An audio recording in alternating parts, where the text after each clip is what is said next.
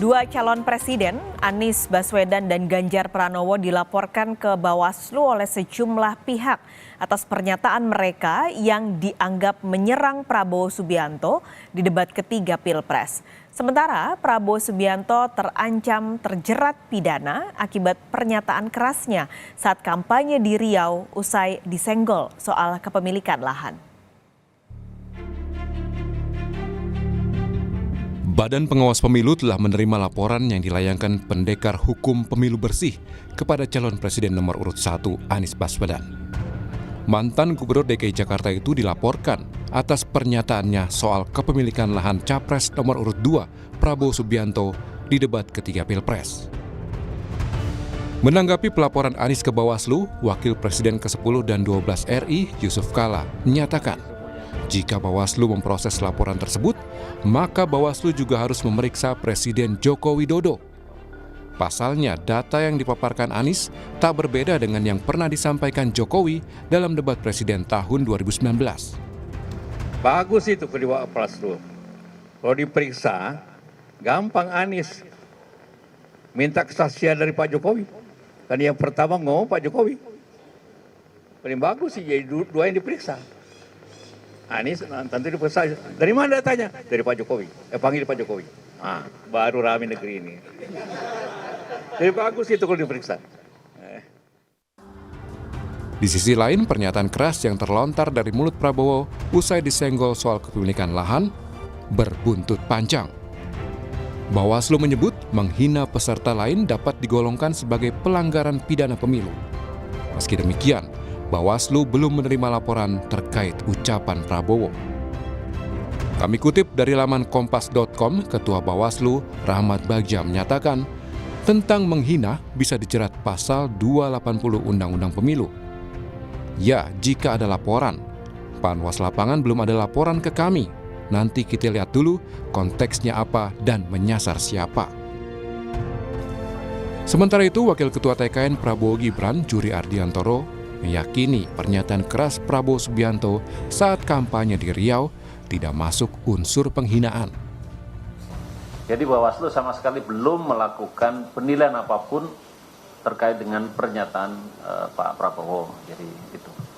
Yang kedua, bahwa secara faktual apa yang dinyatakan Prabowo itu sama sekali tidak ada unsur yang mengandung hinaan yang terkait atau yang menurut Undang-Undang Pemilu pasal 280 Undang-Undang 7 tahun 2017.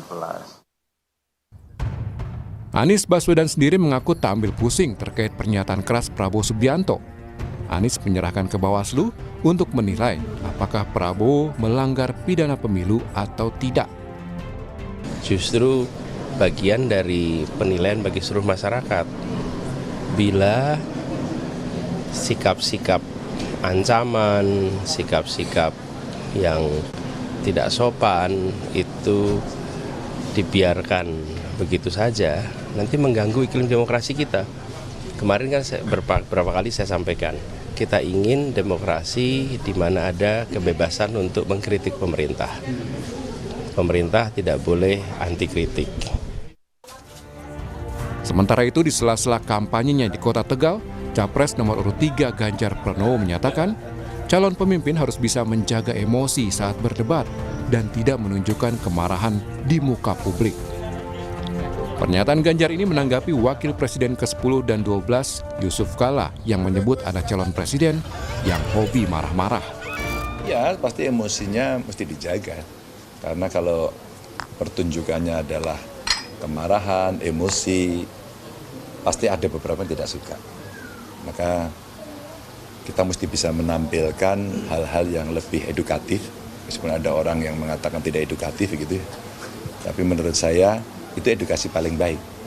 Ya kalau kemudian bicaranya, ya tidak ada data yang bisa ditampilkan hari ini. Oke, secara kuantitas tidak bisa, maka setidaknya pemimpin itu bicara kualitatifnya apa.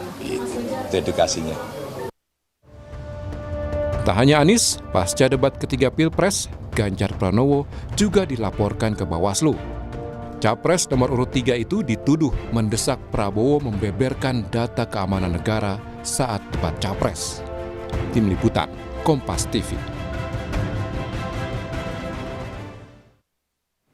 Sudah siap di kantor Bawaslu Jakarta, jurnalis Kompas TV Dian Silitonga untuk laporan lebih lengkapnya. Dian, apakah sudah ada perkembangan soal laporan Anies dan Ganjar atau kepada Anies dan Ganjar yang disebut menyerang pribadi Prabowo saat debat ketiga kemarin?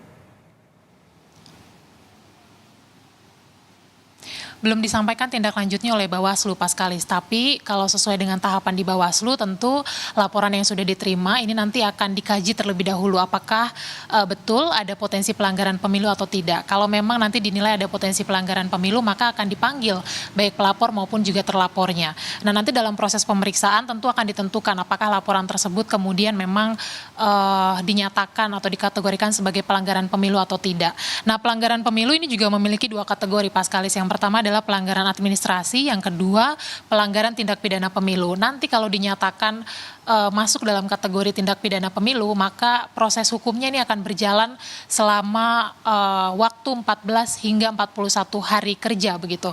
Nah, kemudian seperti yang kita tahu bahwa Pendekar Hukum Pemilu Bersih ini sebelumnya melaporkan calon presiden nomor urut 1 Anies Baswedan ke Bawaslu karena dinilai telah memfitnah Prabowo Subianto dalam debat karena menyatakan bahwa Prabowo memiliki tanah seluas 340.000 hektar, bahkan mencapai 500.000 hektar. Kemudian juga advokat pengawas pemilu atau Awaslu ini juga melaporkan Capres nomor urut 3 Ganjar Pranowo ke Bawaslu karena dinilai melakukan perbuatan yang tidak menyenangkan karena mendesak Prabowo Subianto untuk membuka data rahasia negara kepada publik.